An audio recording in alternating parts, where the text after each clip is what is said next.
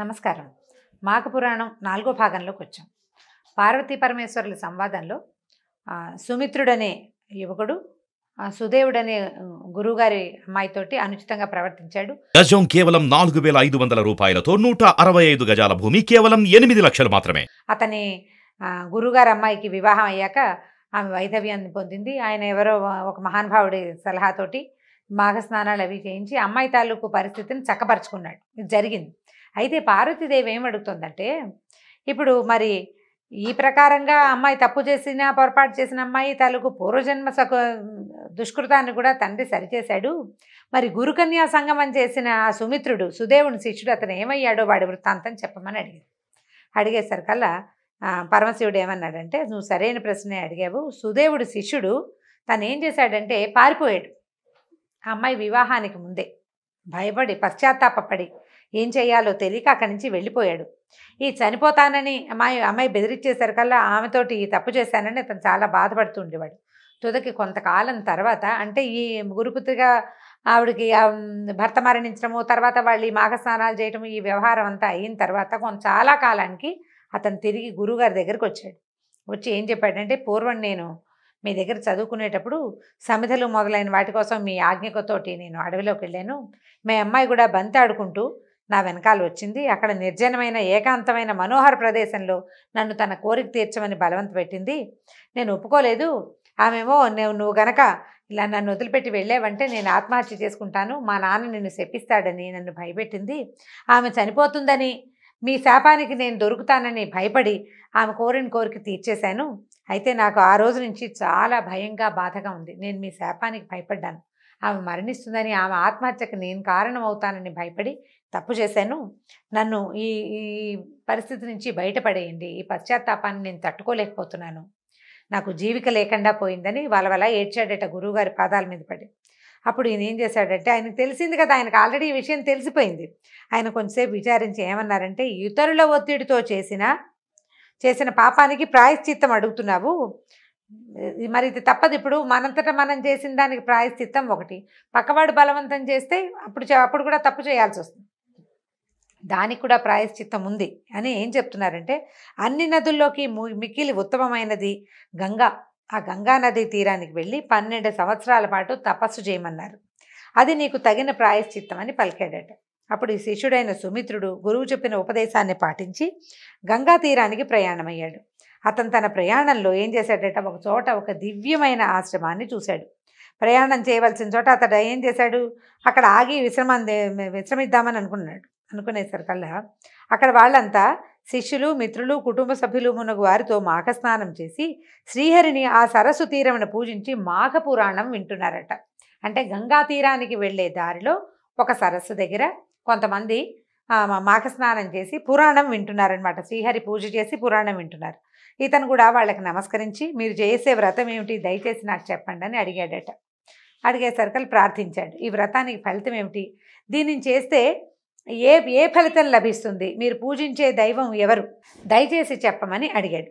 వాళ్ళు సుమిత్రుడు అడిగిన ప్రార్థన విని తమలో ఒకడైన సత్యవ్రతుడు అనేవాడికి చెప్పి, అయ్యా మీరు చెప్పండి ఈ అబ్బాయికి అర్థమయ్యేలాగా అని చెప్పారట. సత్యవ్రతుడు ఇలా చెప్పాడట, ఓయి శ్రద్ధగా విను. సూర్యుడు మకర రాశిలో నుండగా మాఘమాసమున ప్రాతకాలమున నదీ సరస్సు మున్నగు వానియందు స్నానము చేసినవాడు శ్రీహరికి ఇష్టుడగును. ఇట్టి మాఘమున ప్రాతకాల స్నానము చేసి ఆ తీరమున శ్రీహరిని అర్చించి శ్రీహరి మహిమను వివరించు పురాణములను వినుచు మాఘమాసం అంతయు గడుపుట పుణ్యప్రదమైన వ్రతము. మాఘస్నానము మానినవాడు, సత్య శౌచములను విడిచినవాడు, పరులను నిందించువాడు, బ్రహ్మహత్య చేసిన వానితో సమానులు. అబద్ధ సాక్ష్యము చెప్పినవాడు, దురాచారుడు, స్త్రీ సాంగత్య లోలుడు, మాఘస్నానమును మానినవాడు, బ్రహ్మహత్య చేసిన వానితో సమానులే అగుదురు. అంటే మానినవాడు అని చెప్తున్నారు చూడండి. ఈ మానినవాడు అంటే ఏమిటి ప్రత్యేకంగా నాకు తెలీదు. మాఘస్నానం చేయాలని నేను చెయ్యను, నేను మానేసినా తప్పులేదు. మాఘస్నానం చేయాలని, అది విధని, దానివల్ల ఈ ఫలితం ఉందని ఎవరైతే తెలుసుకుని కూడా చెయ్యరో వాళ్ళు అన్నమాట. ఇంకా చెప్తున్నారు చూడండి, తోటలను కూల్చినవాడు, కన్యలను అశ్వములను అమ్మినవాడు, చెరువుగట్టును తెగ్గొట్టినవాడు, పరస్త్రీ సాంగత్యము కలవాడు, దేవద్రవ్యమును అపహరించువాడు, తానిచ్చిన దానినే దొంగిలించువాడు, మద్యపాన లోలుడు, ఆడిన మాటని తప్పేవాడు, పెద్దలను దేవతలను బ్రాహ్మణులను ద్వేషించువాడు, దేవునికి నివేదన చేయని అన్నమును తినువాడు, పితృశేషాన్న భోజనుడు, సోదరుని భార్యతో తిరుగువాడు, అసత్య భాషణుడు, భుజించుచు అపవిత్రమైన మాటలను వినేవాడు, పురాణ శ్రవణమును వివాహాది శుభకార్యములను పాడు చేయువాడు, తల్లిదండ్రులను ద్వేషించువాడు, వీళ్ళందరూ పాపాత్ములే. ఇలాంటి పాపాత్ములందరూ కూడా ఈ మాఘమాస వ్రతాన్ని గనక పాటిస్తే వాళ్ళ పాప నివృత్తి అవుతుంది, మళ్ళీ ఆ పని చేయకుండా ఉంటారట. మేం చేస్తున్నటువంటి ఈ మాఘమాస వ్రతాన్ని పాటించినచో ఈ పాపుల బుద్ధులు మారి పరిశుద్ధులై పుణ్యములని అందుదురు, అంటే పుణ్యం పొందుతారు. ఇలాంటి ఎంతమంది పేర్లు చెప్పారో చూడండి. ఇప్పుడు వీళ్ళంతా ఇలాంటి పనులు చేసేవాళ్ళు, ఈ తప్పులు ఈ పొరపాట్లు చేసేవాళ్ళు, అంటే కావాలని అనుకోకుండా ఏదైనా బలవంతానికి లోనై చేసేవాళ్ళు కూడా ఉంటారు. అలాంటి వాళ్ళందరూ ఈ మాఘ స్నానాన్ని గనక చేస్తే బుద్ధి మారుతుందట, చెడు చేసే తలంపు మారిపోతుంది అని చెప్పాడు. తర్వాత ఏమంటున్నాడు, మాఘ స్నానం చేసి తీరమునందు తులసీ దళములతోటి మాధవుని అర్చించిన వాని పుణ్యము అమితమైనది, ఎంతో పుణ్యం లభిస్తుందట. వ్రతాంతమున చేయు అన్నదానము శుభ ఫలప్రదము, ఈ వ్రతమాచరించిన వానికి పునర్జన్మ ఉండదు అని సత్యవ్రతుడు మాఘస్నాన వ్రత ఫలితమును పెక్కు విధములుగా వర్ణించెను. సుమిత్రుడు వారికి తాను చేసిన పాపమును గురువు చెప్పిన ప్రాయశ్చిత్తమును వివరించెను. అప్పుడు వారు మాఘస్నానమును 3 దినములు చేసిన సర్వపాపములు నశించును, కావున ఈ మాసమున ఇంకను 3 దినములు మిగిలే ఉన్నవి, ఇంకా ఆఖరి 3 రోజుల్లో ఉందన్నమాట. ఈ 3 దినాలు మాఘస్నానం ఆచరించి ప్రాయశ్చిత్త నిమిత్తము గంగా తీరమున తపము చేయమని సుమిత్రునకు హితము పలికిరి. ఇంకా 3 రోజులు ఉంది కదా, ఈ 3 రోజులు ఇక్కడే ఉండు, ప్రాతకాల స్నానం చేసి సంధ్యాది విధులు ఇక్కడే చేసుకో, శ్రీహరిని యథాశక్తి అర్చించుకో నాయన. భోజనం పెట్టగలిగావు, లేకపోతే లేదు, కానీ అర్చన స్నానము తప్పనిసరిగా చెయ్యి. ఆ తర్వాత నీ ప్రాయశ్చిత్త నిమిత్తార్థం నువ్వు గంగా నదికి వెళ్ళిపో, గంగా తీరానికి అని చెప్పేశారు కదా. వాళ్ళ అన్నమాట ప్రకారం ఏం చేశాడు సుమిత్రుడు, మాఘమాసంలో చివరిలో మిగిలిన 3 దినాలు మాఘస్నానం చేసి గంగా తీరమునకు పోయి ప్రాయశ్చిత్త తపమును ఆరంభించాడు. నిశ్చలమైన అతని తపము తీవ్రమై వర్ణింపరాని తీరులో ఉంది. ఆ విధంగా 12 సంవత్సరాలు గడిచాయి. అయినను మానక అతడిట్లు తపమాచరించుచు చక్రపాణియగు శ్రీహరి కృపా విశేషమును పొంది అనుగృహీతుడై మాఘస్నాన ప్రభావము చేత గంగాతీర తపశ్చర్యచే కేవల ప్రాయశ్చిత్తమునే కాక మోక్షమును కూడా పొందెను. అంటే అక్కడ చేసిన తపస్సుకి ప్రాయశ్చిత్తము, ఇక్కడ చేసినటువంటి స్నాన ఫలితంగా మోక్షాన్ని కూడా అతను పొందాడు. పార్వతీదేవి, నువ్వు అడిగినటువంటి సుదేవుని యొక్క శిష్యుడైన సుమిత్రుని వృత్తాంతాన్ని పూర్తిగా చెప్పాను. సుమిత్రుడు అతని పాప వినాశము పుణ్యప్రాప్తిని వివరించే ఈ కథని మాఘస్నానం చేసినవాడు శ్రీహరి పూజానంతరము ఒక్కసారి చదివినా విన్నా కూడా వైకుంఠాన్ని చేరతాడు. వాని పితృదేవతలకు సైతము తమ పాపాలని పోగొట్టుకుని వైకుంఠాన్ని పొందుతారు. ఛందోవిహీనమైన మంత్రము, ఓంకారము లేని తపస్సు, మాఘ స్నాన పూజాదులు లేని ధర్మాచరణ వ్యర్థములు సుమా అని శివుడి పార్వతికి వివరించాను. అయితే మనం ఇది చతుర్థి అంటే 4వ రోజు కదండి, 5వ రోజు గురించి ఈ అధ్యాయంలోనే ఒక వివరణ ఇచ్చారు. శ్రీపంచమి లేదా వసంత పంచమి అని. రేపేం చేయాలో మనం ఇవాళే తెలుసుకుంటున్నాం అనమాట. మాఘమాస శుక్లపక్షంలో 5వ రోజుని పంచమి తిథిని వసంత పంచమి లేదా శ్రీపంచమి అని జరుపుకుంటారు. ఈ రోజున జ్ఞానానికి, సంగీతానికి, కళలకి అధిదేవత అయినటువంటి సరస్వతి దేవిని పూజిస్తారు. అయితే వీణాధరిని పూజించే మరో పర్వదినమైన సరస్వతి పూజ దసరాల్లో కూడా వస్తుంది. అదే మూలా నక్షత్రం నాడు పూజ చేసుకుంటాం మనం. ముఖ్యంగా వసంత పంచమి నాడు ఎక్కువగా పిల్లలకి అక్షరాభ్యాసం చేస్తారు. హిందూ సంస్కారాలలో అక్షరాభ్యాసం అత్యంత ముఖ్యమైన ఘట్టం. అక్షరాభ్యాసం మంచి రోజున చేస్తేనే పిల్లలకి పెద్ద చదువులు వస్తాయి, ఐఏఎస్ ఐపీఎస్ అయిపోతారని భావిస్తాం. మనం ఇళ్లలో కాబట్టి గుళ్ళు, ఎవరైనా పెద్ద మనిషితోటి, పెద్దవాళ్లతోటి, మన ఇంట్లో చాలా పేరునికి గల వృద్ధులు, గొప్ప పేరున్న వాళ్ళతోటి, లేకపోతే దేవాలయాల్లో, క్షేత్రాల్లో చేస్తే చదువు బాగా వస్తుందని నమ్ముతాం మనం. అయితే మన నమ్మిక ప్రకారం శ్రీపంచమి నాడు అక్షరాభ్యాసం చేస్తే విశేషమైన విద్యా సముపార్జన చేస్తారు పిల్లలని చెప్తారు.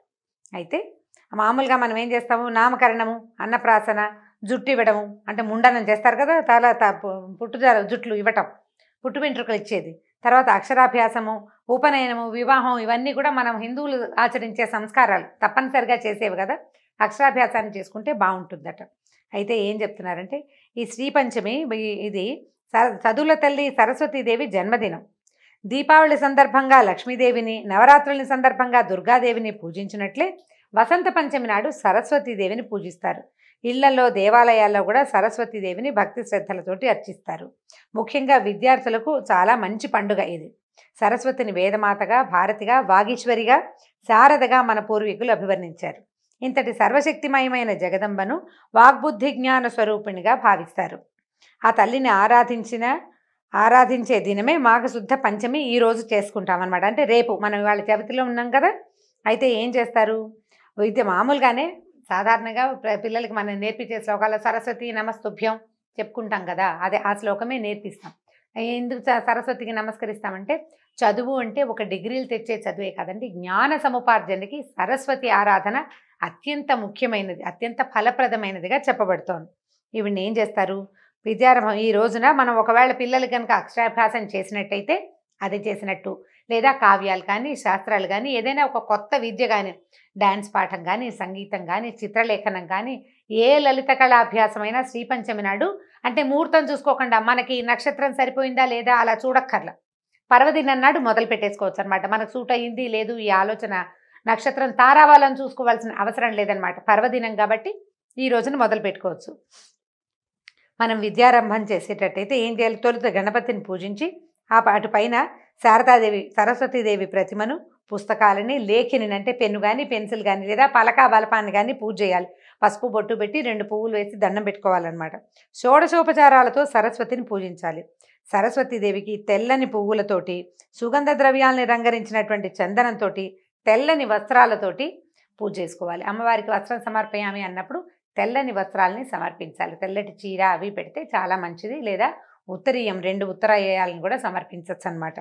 ప్రాణశక్తిగా, జ్ఞానశక్తిగా ఉపాసించే దేవతను ఏంటి, ఇది మన శృతి వేదంలో ఏం చెప్తారంటే అంబితమే నదీతమే దేవితమే అని చెప్పింది. అంటే తల్లులలో శ్రేష్ఠురాలు, నదులలో గొప్పది, దేవతల్లో ఉన్నతురాలు సరస్వతీదేవి అని చెప్తారనమాట. ఈ సరస్వతి అనే దానికి ప్రవాహం అనే అర్థం ఉంది కదా. ఈ శబ్దం అనే జ్యోతి లేకపోతే జగమంతా అంధకార బంధురమే. ఏముంది, శబ్ద జ్యోతి లేకపోతే మన వల్ల అవుతుందండి? పదాలు లేని జీవితం ఒక జీవితమేనా? ప్రపంచం ఎంత శూన్యంగా ఉంటుంది. ఆ శబ్దం అమ్మవారి సరస్వతీదేవి అధీనంలో ఉంటుంది. కాబట్టి లౌకికమైన అపర విద్యలకు, పారమార్థికమైన బ్రహ్మ విద్యకు అధిష్టాత ఎవరంటే సరస్వతీదేవి. భ్రమ, మాంద్యము, మతిమరుపు, వాగ్లోపాలు అంటే మాటలు సరిగా రాకపోవటము, నత్తి మాటలు, ఎంతకాలానికి మాటలు రాని వాళ్ళు, ఇలాంటి జాడ్యాల్ని సమూలంగా నశింపజేస్తుంది. కాబట్టి ఈ విద్యాదేవతని ఈ రోజున ప్రార్థించాలట. తర్వాత ఏం చెప్తున్నారు, అమ్మవారు ఎలా ఉంటుంది, ఈవిడే సరస్వతీదేవి అహింసకి అధినాయికగా పేర్కొన్నారు. సర్వశుక్ల సరస్వతి అని చెప్తారు. అమ్మవారు తెల్లగా ఉంటుంది, తెల్లని పుండరికం మీద కూర్చుంటుంది, తెల్లని వస్త్రాన్ని ధరిస్తుంది, ప్రశాంతమైన ముఖంతో, వెనకాల 2 చేతుల్లో ఏముంటుంది, వెనక చేతిలో ఒక చేతిలో పుస్తకము, ఇంకో దాంట్లో తామర పువ్వు, ముందు 2 చేతులతోటి వీణ వాయిస్తూ ఉంటుంది. అంటే 4 చేతులతోటి ఉన్న సరస్వతి రూపాన్ని కనుక ధ్యానిస్తే పువ్వే కాదు, పుస్తకము, అక్షమాల ధరించిన సరస్వతి రూపం కూడా కనిపిస్తుంది.